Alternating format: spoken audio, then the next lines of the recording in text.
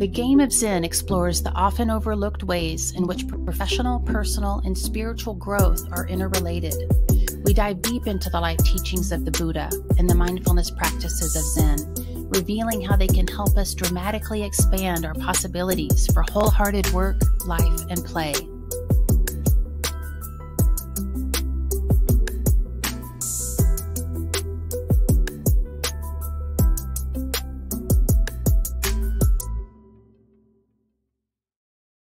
Hello and welcome to a new episode of the Game of Zen podcast. This is Scott Berman checking in from Philadelphia, PA. And Paul, how you doing today? I'm doing great. Boulder, Colorado is beautiful right now, and it's good to be here with our guest. Yeah, we have a very special guest. Denise Clegg is joining us today. Thank you so much, Denise. Thank you. All right. And Paul, why don't you give us a little intro? I will. Denise, thanks for joining us today. I've known Denise for maybe about 6 months or so, and she is one of these people who comes with a really strong background in a contemplative practice. In this case, it's primarily a Tibetan Buddhist tradition, as well as real deep competencies and learnings in the areas of coaching and personality assessment. So we're really happy to talk with her. She's right now formally a presenter for the Three Doors organization, which offers what's that? Currently a presenter, actually. Currently a presenter. And Three Doors offers contemplative practices which are based in Tibetan Buddhism. And she's also an instructional designer and a senior coach for Principles, which is a Ray Dalio company that does work with personality assessments and coaching. And we're going to learn a whole lot more about both of these things from Denise today. So it's a pleasure to have you here, Denise. Thank you. Thank you. I've been looking forward to this. So Denise, why don't you give us a little bit more about your background and how you got into all this wonderful work? Thank you. Yeah, that's always an intimidating question for me for some reason, because it's just vast, our lives. And sometimes the only way to really answer that question is if you could meet every human being that had ever contacted my life and all of my experiences. So truly, we have to narrow this down for the scope of this podcast. So I thought maybe it would be useful just to say a little bit about my contemplative background, my practice background as a part of the framing, because I do practice in the Bun Buddhist tradition, actually, for quite some time. And the Three Doors organization is the secular aspect of that tradition, because the practices themselves are just very direct, and they have been around for centuries and centuries and passed down through this tradition. But I think describing this is a little bit useful because it also connects to all of my interests and areas of learning and teaching, and even, going into applied psychology, which is where the personality science comes up and what we'll talk about a little bit later. So as an undergraduate, I was experiencing a lot of stress and having some somatic symptoms. And now this was a long time ago. So this was before mindfulness was like even really, I think, in the popular culture, though certainly the traditions had come to the West and to the US. So I went to the Student Health Center. There was a visiting faculty person. And I realized now, looking back, she didn't use these words, but she taught me mindful breathing. And that, for me, I had the experience. It genuinely changed everything. Like whatever the causes and conditions of that moment, she was able to give me bring me into intimate relationship with my embodied being in a way that was very, very important. And so I want to acknowledge that, because she's really one of the most transformative people. And I don't even know her name. She was visiting faculty. This would have been like 92, something like that. And then a friend gave me Suzuki's book, Zen Mind, Beginner's Mind. So I got 2 books in very short order, just after being introduced to mindful breathing. So Suzuki's book, and then Cutting Through Spiritual Materialism, Trungpa Rinpoche. And so I started practicing with the Suzuki book which is actually quite wonderful and very direct. And I noticed what I was noticing, and I'd started reading more and more after starting to practice, but I was experiencing like pretty intense, almost like light experiences, but also energetic experiences in the body. And I kind of had the awareness it was time to find a teacher, because in almost across traditions, there's kind of a, I don't know if it's a warning, but more like a teaching point. Don't be distracted by whatever arises, right? Like don't even magical things that might arise in practice. Don't be distracted from the core practice, the core mind training. So, so I ended up actually finding an Iyengar teacher. And this is all very relevant actually, because I felt I need to know how to be in relationship with the energy in my body, but also focus it and have some, some discipline around how that arises. And then I had a very important mentor who introduced me to a teacher named Lee Lyon in Santa Fe. And I learned years later, so he then gave me a practice, and he was integrating at that time what actually Kashmiri Shaivist practices and psychology, but in totally secular, delivered completely secularly. So I say that because my introduction actually was like very, very what we would call secular, although all of it is coming out of ancient, wisdom traditions. And I value all aspects of that in my life and as expressed, in terms of teaching. So, so anyway, and then we had a brief conversation before this, and we can go into that or not, but I moved to the East Coast. I went to a Zen mountain monastery and had a really profound experience with Sensei Daido Lori, and that has shaped my practice, actually. But then also in that time, I ended up working for International Campaign for Tibet, and right around that time, I also found a book by my current teacher, or what might be, one's root guru, who is Tenzin Wangyal Rinpoche, and that is the Bön Buddhist tradition. And so it's been 20 years I've been a formal student of him and my other teachers within that tradition. So that's sort of a long story short of that. But it's a fascinating path, Denise. And one thing that stands out is that you've been a really committed spiritual practitioner from an early age, certainly in this culture, to go back to your early 20s, if not before that. And it sounds like your kind of work and maybe even your lifestyle has been pretty consciously focused around that. I don't know what earlier careers you might have had, but it seems like it's really been the main focus of your life, like the leading edge of your life, from a very early age. Is that the case? It is the case. And it's a case known in some ways in reflection, or with, the perception that comes over time, looking back almost, so I wouldn't say I had necessarily a fixed conceptual idea of how this would all play out. But for sure, there's been a powerful interrelationship between these things. So, when I graduated as an undergraduate, I actually had the opportunity to go to New York for an internship. And New York is a kind of a great love of my life. So that city, there's something about the city that has been important in my life.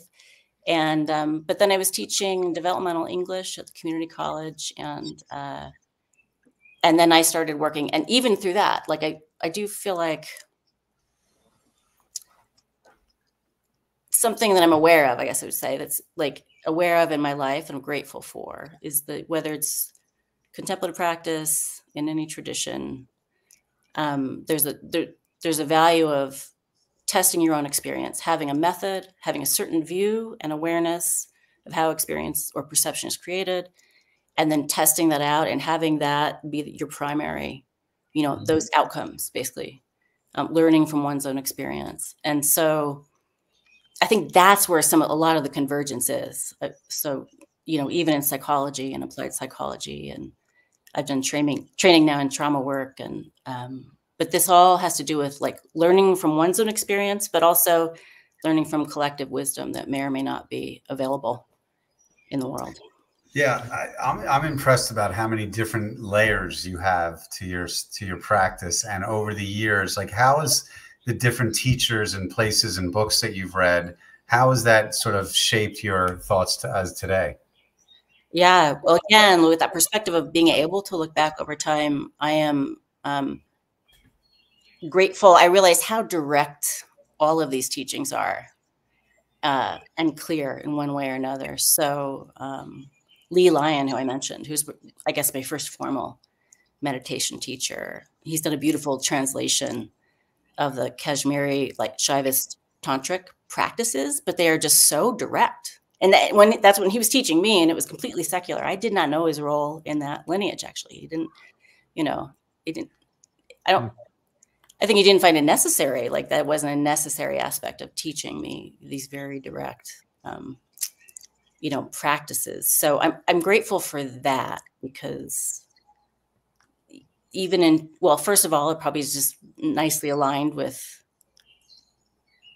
the person I happen to be born, the being I happen to be born into, in a way. I mean, there's probably some reason why that's really useful for me. But also in this world, I think the more intimate we can become with our experience, our perception, the practices of our lives, and the outcomes, it's essential at this time. I mean, we're seeing the cause and effect. We're seeing, cause and effect over time. So. It's really interesting, Denise. What I heard you just say is that it isn't so much that you're integrating all of these disparate practices. You've used this word direct, a number of times, going back to describing the bun practices. And what I hear you say, and correct, I'd love you to expand if I'm off, is that, well, actually you're picking up these practices that really allow you to see what's going on. They're very practical. Yes. Very practical what's going on. There's no, I don't know, archetypes. There's no dogma. There's no belief system. There's nothing like that. It just really allows you to see exactly what's there. So it isn't like you're having to jam a bunch of different belief systems together, as much as just perhaps have certain language to describe the phenomenal experience of being human. Exactly.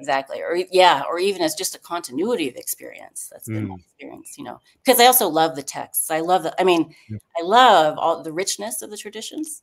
And so I'm not in any way denigrating that, but I think it's true. And certainly from the tradition I practice in, and I think this is true of Zen, but please correct me. I mean, the essence, there's a sense that our innate capacities are present. And so what we're really doing is practicing and working to liberate those capacities. And so I think that's a through line in all of my interests and all of my work as well, though. I find that it's like almost like this big tree of Buddhism, and then there's all these different leaves and branches and different sections, and there's so much to learn, and it's so interesting how you can just learn something new all the time. Yes. And then apply it to whatever work you're doing, and that's something that we talk about a lot, is like different parts of Buddhism and how they apply to work and personal life. So how do you weave these different lessons together when you do your coaching? That's a good question. Well, I think, for me, coaching, I'm just very attuned. And we could talk about attunement. We could talk about the capacities, the practices, and different kind of practices, kind of attune our awarenesses, right? So I'm listening, but I'm in a relationship with a person or an organization. So in that case, almost can't independently describe like what I do outside of that relationship. But I think this might even become clear when we talk about principles. But I think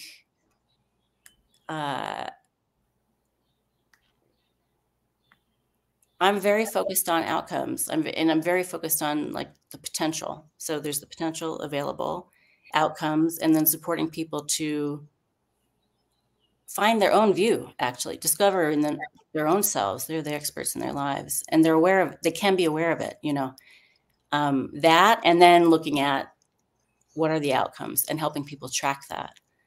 And because our minds are so conditioned, I find whether I'm on either end of a coaching or say counseling or friendship relationship, right? The people who know us well and who we have trustworthy relationships with can hold our whole beings in a way that, you know, in certain kinds of states or conditions or circumstances, we may not be able to. So I think that might be very abstract, but let me know. I mean, that's my approach, you know, essentially. And I have a lot of different kinds of training and different kinds of basically mind training, whether you're looking at that through the lens of psychology and therapeutic techniques, or through, you know, more dharmic practices. That's I'm bringing every and any tool that I have to that relationship. Yeah, let's get into the work with principles. And again, it's you know, it's fascinating how you have the whole three doors, which is the secularization of the Bun teaching. The Bun teachings are pre-Buddhist Tibetan, you know, practices, and then you have the Tibetan Buddhism, you know, experience with the Rinpoches there. And then you have Principles, which is this Ray Dalio company. You know, I don't think they're, you know, Buddhists. They might be Buddhist informed, but it's kind of a different, it's a Western psychological paradigm, I imagine. Oh, for sure. Yes. Yeah. And I wouldn't even say, I wouldn't make any claims about like Buddhist informed. If I speak of it that way, that's because I speak of it that way. Just you know what I mean? But yeah, I don't think it's that, you know. That so I'd love for you to share kind of the work you're doing with Principles, and then with some reflection on, you know, the parts of it that are consistent with and perhaps even informed in your work by the Buddhist practices and the Bun practices, and which parts maybe are not, right? Which are outside of, I don't know, maybe they're contradictory or not as emphasized as much between those, you know, just to flesh that all out for our listeners. Sure. Yeah. So I think it might be useful then to go back a little bit in time and just say sort of how I got there. But I was always interested in psychology, actually, and really in body mind, you know, body mind sort of modalities and such, which when I started, you know, as an undergraduate exploring these things, like body mind was not nearly as, that was an outsider, an outlier kind of concept, even to some degree, which is a little odd if you think about it. Like, again, direct experience, that's just a little odd, you know. But, and so I was very much drawn to psychology, but I was, I don't know, resistant or hesitant, like, and I don't mean to be denigrating in any way, to be clear, but like science in general, Western science, including psychology, including medical research, all things, have been focused on disease and dysfunction. And, you know, at that time in my life, I was aware of like pathologizing, the ideas of pathologizing people just didn't resonate with my experience.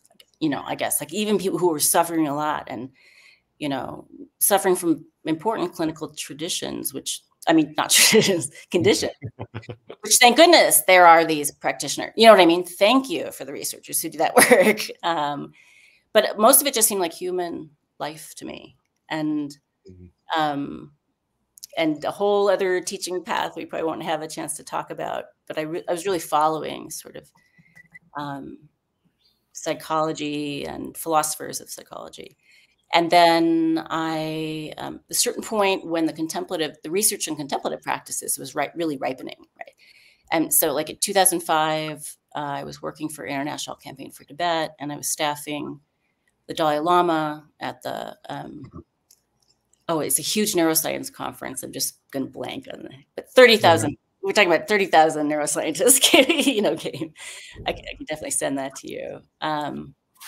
And it just reignited, those conversations themselves reignited my interest in both psychology and practice. And then I applied to the Masters of Applied Positive Psychology program at Penn.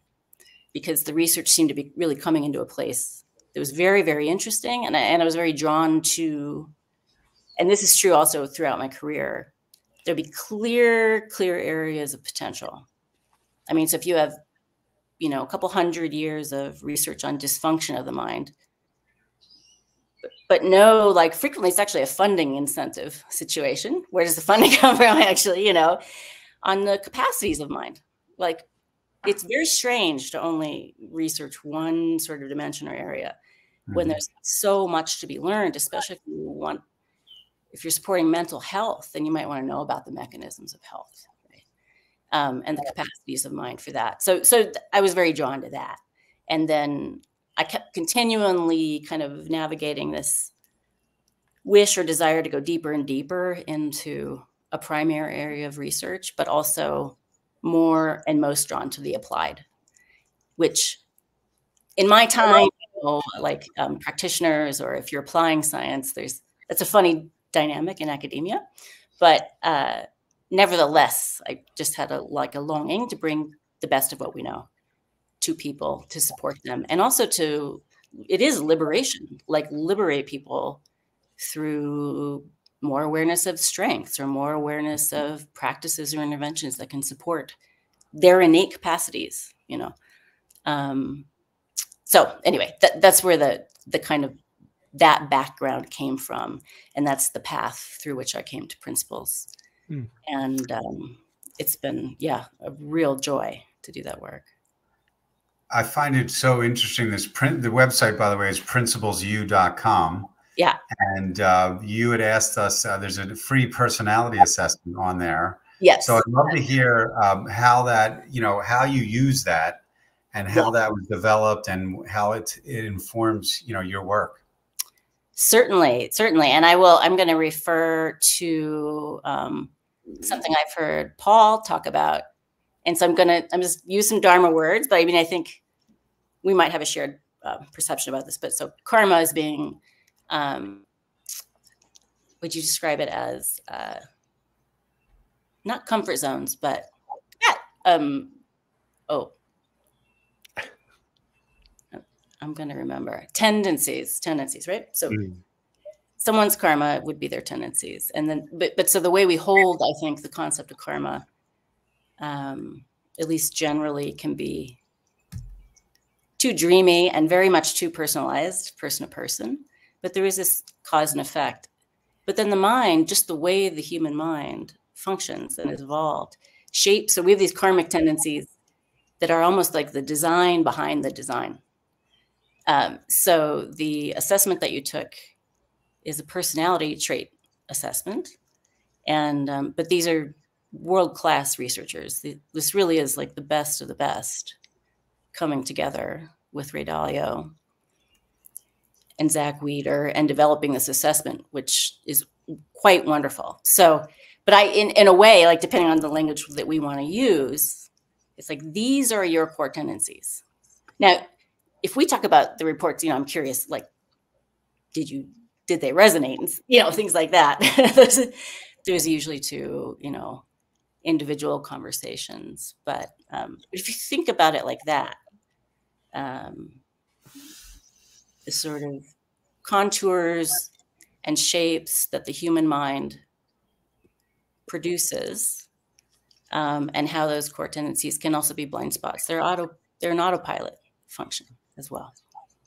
But I also think, and I see this in the trainings that we do a lot, and it's my own experience as well, we really think we know what other people's minds are like, And how do you know that? Because we certainly think we know what they should do or how they should be, which is interesting, because we turn that lens back, we're a little bit affronted by, this idea. So really, like personality traits, you take it completely out of any concept of Dharma and just come right into biogenics, right into evolution. Personality traits shape our perception. They shape our expectations of others. They shape where our attention is drawn in the environment at any time. They may shape strengths and blind spots, but what they don't necessarily shape and I value about this assessment is it is integrated with this idea of free trait behavior. So it doesn't necessarily say what your capacities are at all. And I think that's important because I know you guys got your results, and there's a whole kind of introduction about, like, you know, it's hard to let go of the idea that high scores are good and low scores are bad. If you've literally your entire life been assessed with high scores are good and low scores are bad. But sincerely, this is not a dualistic situation. And a lot of the training that we do is actually around that. Like, it's very similar in some ways to teaching. I mean, you know, to mind training is loosening that sense of dualism, opening into the idea, I think, of capacities, spectrums, and the tendencies that we're born with. Thanks for mentioning the low scores, because I do have a bone to pick with you about my 12 out of 100 in practical. Oh boy, I bet I know where that comes from. I'm not sure, but which I completely object to, but my wife would completely agree with. Yes. Well, yeah, should we start there? I also objected to my low score in practical. Oh, excellent. Scott, how'd you do in practical? I don't remember, but I probably didn't do great. I have it here. I do have your reports here, but no, to the point, and I mean, I know the research well enough, and I actually took it a couple different times with different mindsets. I did, you know, because I'm curious, like, this is part of my background. But practical, I felt the same. And that's very funny. But then I went, so, you know, first of all, the assessment, we have words and we have what's being measured. And I think these are the best use of words that an incredible team, you know, fought over, deliberated, and then but we carry meaning, right, from different kind of words and concepts. So you have to look at what's measured. So how is this measured? Well, it's measured, first of all, directly from how you answered a set of questions. And you had to answer them as they were on the page, right? You couldn't change, like, you can only even argue so much of the question, even, you know. So, and then that's compared to a very, very large, robust population. But I got stuck on the word, on my score on practical, and it kind of kept coming up. It's like, oh, even though I understand it, it's coming up. That's another thing, like practice almost. So then I went and I looked at the set of questions. And then when I read the questions, I was like, oh yeah, that's right. That's how I answered those questions. And for me, it mostly had to do with constraints. So, and I think it's clear from my professional history and everything else, like being told there's a constraint, you know, I'm like, define constraint. Who's constraint? You know, I don't, I'm not as anchored to that as many, many other people. You know, that honestly makes me feel better, and it does clarify that aspect of it. And the counterpoint could be my high score on creativity, which is actually a very high value, core value of mine is creativity, whereas actually practicality isn't necessarily a core value as I, you know, reflect on my core values. But I think part of what rankled me is that, well, but I'm devoted to a Zen practice. I'm really committed to it. Well, I think, you know, reflecting upon it, I kind of need the Zen practice and the discipline and the teacher support and the Sangha support, because fundamentally I can get outside of, you know, the practical mode. Yes. Yeah. Actually, I think, you know, some people ask me why I meditate. I mean, over time, over all the years, well, because I really should. I know it works. It's constantly beneficial. It's, you know, it's supporting truly capacities of mine that I really value. But there was something else that you said there.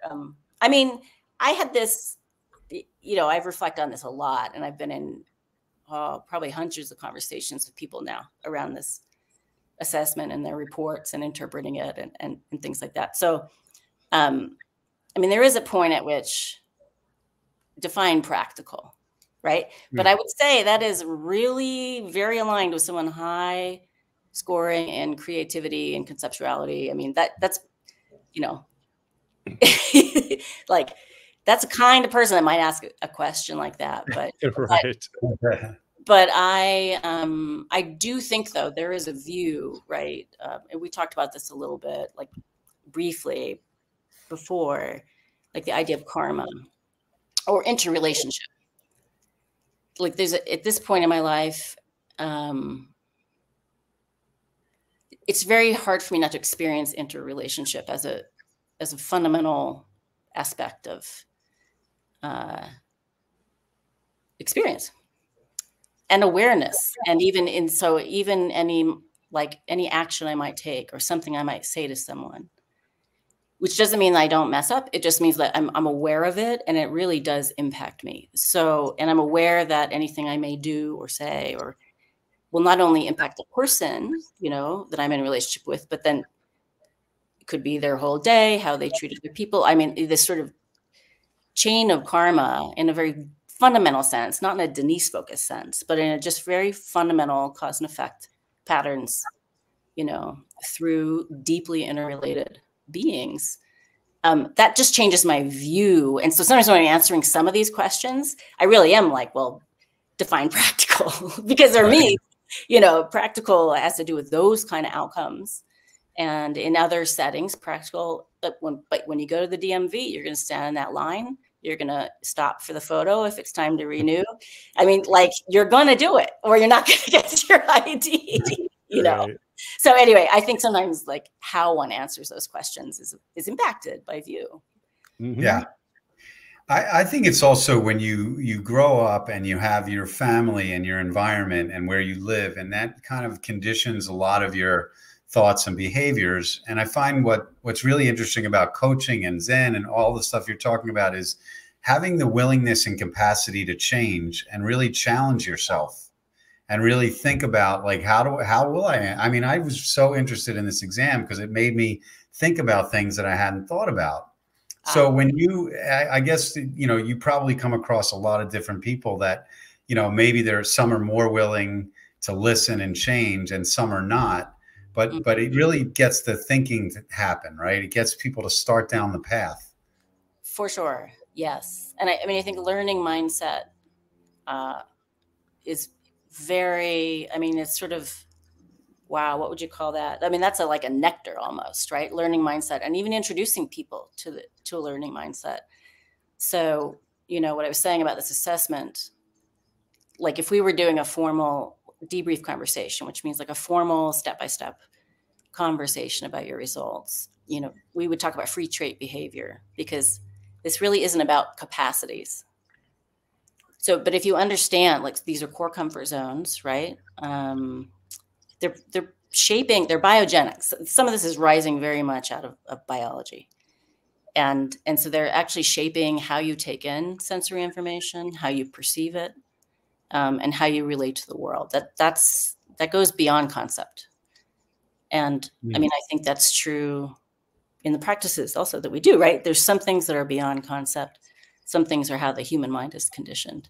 But when we talk about free trait behavior, that really is like, I'm sure that each one of us has capacities. And I mean, I've got stories because I know I've had these conversations 100 times, especially when I was feeling like that can't be true. It can't be true that I'm not that detail oriented because I was a copy editor for years. And you know what I mean? Like, so, but part of that is there are millions of combinations from just only these personality traits that are being measured. Millions of different combinations alive all at once inside you, right? Yeah.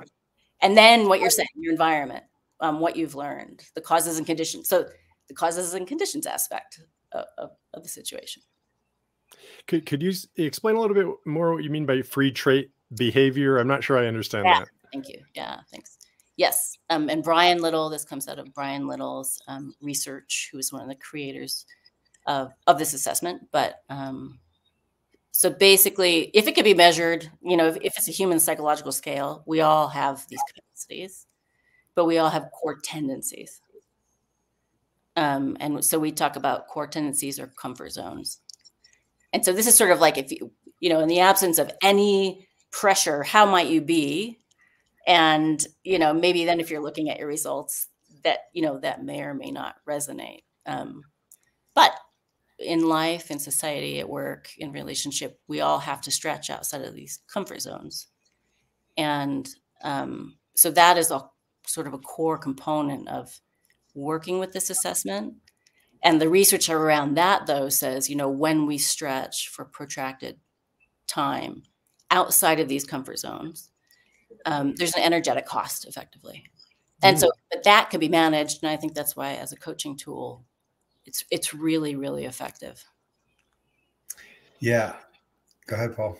Yeah, I was going to second what you said, Scott, about enjoying taking this test. And for those listening, you know, this is like light years beyond, you know, Briggs-Myers and some of the personality tests you might have done in years past. And this really is, it's very nuanced. It was also very easy for me to take. I mean, I wasn't really quibbling with the questions. I actually found sometimes I take these tests and I'm like, you know, there's a gotcha here in some way. I see what you're doing. I see what you're trying to get me, you know. I know what you mean. Yeah. And I didn't feel that way. You know, I felt it was like straight. It was straight, and they're really getting at, you know, they're obviously getting at something specific. And it was really interesting. You know, it comes up with your primary, I don't know if you'd call it archetype or trait, right? And I think all three of us have growth seeker in the top. That was my number one. Yeah, this is like, how are we going to contain this conversation? Right. Yeah, exactly. And then my next two were inventor and explorer. And I have to say is like, yeah, right on. You know, it actually really got me. I don't know, Scott, how did you feel about your results? I was happy to see growth seeker for sure, because I take that very seriously, and I think that part of the reason I love doing this work that we do and the podcast is because I love growing and learning, and I think it was right on. So and I wanted to come back to what you said about getting out of your comfort zone and stretching, because I think sometimes when you get older, you you could just sort of coast mentally, right? I know a lot of people that do. And it seems like what you do and what this test does is really encourage people to push themselves to learn more about their own behaviors, but also change. So I guess that seems to be a core part of what you're doing. Yeah. Well, there's really the value of self-awareness, right? And more deeply understanding one's own mind and how that functions in life and in relationship. But I think, and this is very aligned, I mean, with every theme of this. So there's the self-awareness of one's own mind, right? But then I just think compassion almost naturally arises from that, because then you realize, oh gosh, other people have a different kind of experience, you know, at a very deep fundamental level, actually. Not just their lives are different or their conditions are different, but we're perceiving things differently. And that's actually very human. And that can be connected with quite deeply. So those are important aspects, I think. But then I'm also hearing what you're saying about, like, you know, coasting. Now the teachings will tell us, you know, old age and death and, you know, all of the things that people avoid will come for us. So I think another value around that free trait behavior is, you know, first of all, helping people learn and grow into their capacities in relationship to the most important projects or relationships of their life, like simply supporting people in their work, their life, whatever is important, in being more alive, you know, and more satisfied, more generative in their life. But then there's also the inevitable things that happen in life where we may be really drawn into free trait behavior. So Brian Little, he has a great TED Talk, but he said, you know, if your mother needs to go into a facility or healthcare, you may become the most, you know, practical, detail-oriented. You may be, you know, making lists and having things in order like never before, because the research on this is as people grow and are pulled out, you know, for professionalism and love. And not that those two things are mutually exclusive, but so we will meet conditions that will require this of us. And in terms of coaching, we do know some things about how to manage. I mean, from the research, we know some things about how to manage extended periods of free trait behaviors. Mm-hmm. And I think that's a really valuable aspect of this assessment. I just was looking at one of the other things that came up for me was the peacekeeper and the explorer. And I was thinking about, like, in my work, and a lot of times in business, I find myself in this peacekeeping role, whether I like it or not. Yeah. Yes. You know, and I think I'm trying to get better at it, because there's always conflict, there's always teams, and there's people, and there's things. And so I think that it sort of made me think that, yeah, like I kind of want to lean into that now. You know, Yeah. I think I've been doing it, but now that this came up this way, maybe I can do it more and do it better. Yeah, it's interesting you see that, because sometimes in coaching conversations, you know, you'll be reflecting something back to someone, and then the good parts, they go, well, that's just what I'm like, as though just what you're like is not really valuable and important to focus on. Do you know what I mean? Like, Yeah. well, that part of my job is just what I'm like, but this is the part, this hard part, you know, is the thing I have to really get attached to. And, you know, I think it'd be important to kind of loosen that up, but it would be interesting, you know, for you to think about, like, part of what we talk about is how to align the most important, you know, personal projects comes out of Brian Little's work, but call it what you want. The most important aspects of your life, like, how could you align them with these very natural tendencies that you have that are beneficial, you know? And then I would probably ask you, though, like, is one of your bottom two archetypes enforcer? I know it is for one of you. Mine was the bottom two are the enforcer and the critic. Yeah. Okay. Yeah. So, and are there any, you know, well, if it were important to you or in your life, like, is there any aspect of that has been a challenge for you? Yeah. I think I should be a critic more often. I don't like to be a critic, but sometimes I feel like I'm too easygoing on people in business, especially. Yeah. And I could be more critical. It might make me more effective as a leader sometimes. Yeah, well, right. I mean, that's a balance, you know. Yeah, or you might be well partnered with, right? Like, sometimes I think the other tendency from, like, it's very hard for people not to get high scores aren't good and low scores aren't bad. Like, that's just difficult to deeply conditioned, right? Yeah. The other thing is, we don't have to do it all on our own. I mean, we are interconnected. It's no joke. So, like, what kind of supports, you know, might you get, or what kind of partnership, or even coaching around, we're going to make some time for this aspect and make some decisions together. You know, that's so valid. Yeah, Paul, I have a question for you about when you took the assessment, and did you, as far as your coaching goes, did you learn anything different about how you might coach people based on some of these results?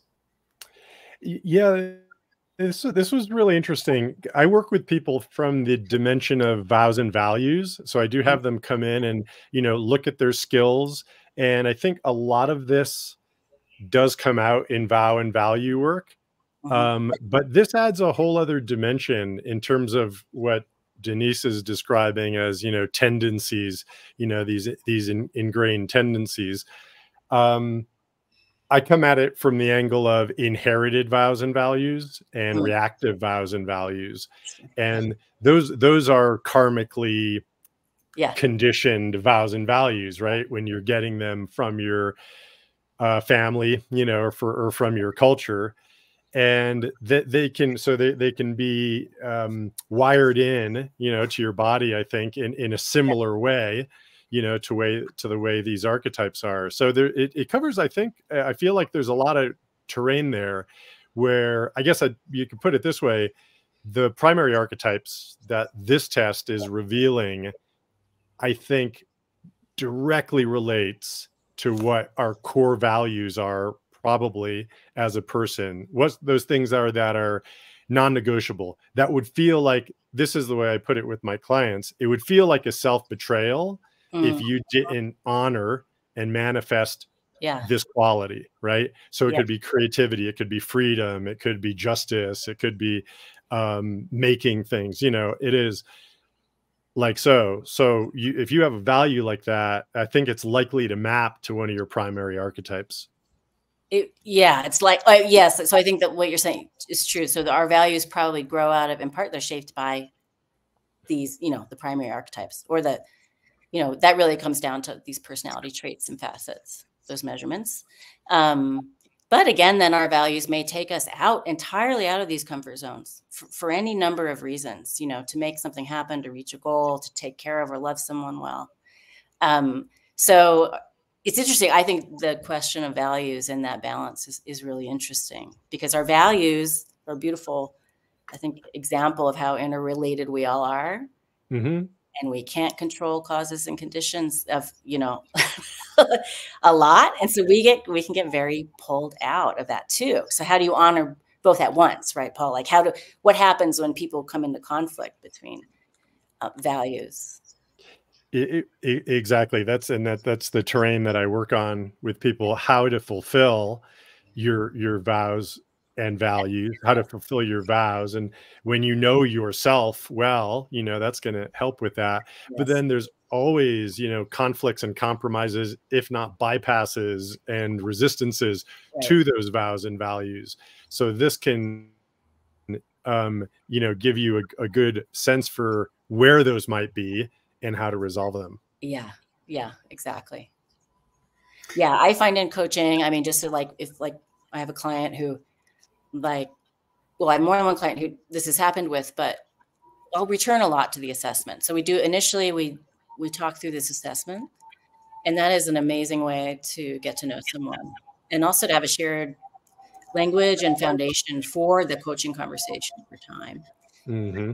But then sometimes there's a block, and I mean, I'm coaching someone, I'm in a relationship, I'm not in their life, I'm not literally there, but I've brought this back up and said, is there anything here that resonates with you, with what's happening, this block that you're feeling? And every time there's a boom. Oh yeah, this is happening, so very, very effective as a tool. Yeah. Denise, sorry, Scott, you go ahead. No, I want to reflect on how I love listening to coaches. You guys are both really good at what you do, but you come at it from slightly different angles. And you both talk about the breakthrough moments. I know Paul has mentioned it, where he's working with someone and there's an aha moment. Beautiful. And I think it's also the more you learn about yourself over the years and the studying that you've done, the more you can provide those breakthrough moments for your clients, right? Yeah, for sure. Provide, or even hold them, right? Hold it, grow it, hold the potential. And then things will come together to meet. But that is a beautiful moment for sure. Yeah. Thanks for bringing that up, Scott. I wanted to ask you, Denise, this is a whole other can of worms, and we've gone a bit longer than usual, but this is such a great conversation that if you both don't mind, I'd love to keep going for a little while. The somatic dimension of this, the body, I know you've been deeply involved with body-based practices, somatic practices for your whole, path, your whole mature spiritual path here. And this is echoing for me the work of Helen Sidra Stone, voice dialogue work. It's kind of a form of parts work that's very body-based, and you would take on certain subpersonalities, or what could be disowned voices, say the risk taker, or the creator, or the little child, or the adventurer, or the critic, for that matter. Although the critic tends to be a very owned voice for most of us. That's very, right. Very it tells loud. You the right voice. Yeah. And the process of giving voice to the disowned voices involves a shift of your posture and a feeling into a new body energetic in order to manifest it. So I'm just curious whether, if there's a body awareness aspect to your work. For sure. Yeah. And in the Buddhist tradition, our practices and three doors practices,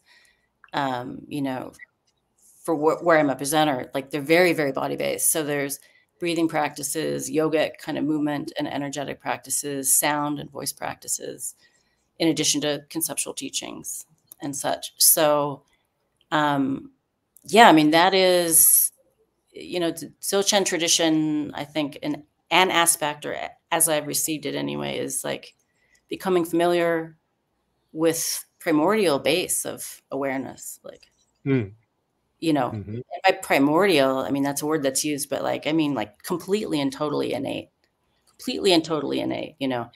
And so, like the 3 doors basically are stillness of body, silence of speech, spaciousness of mind. So that would be the foundational practices.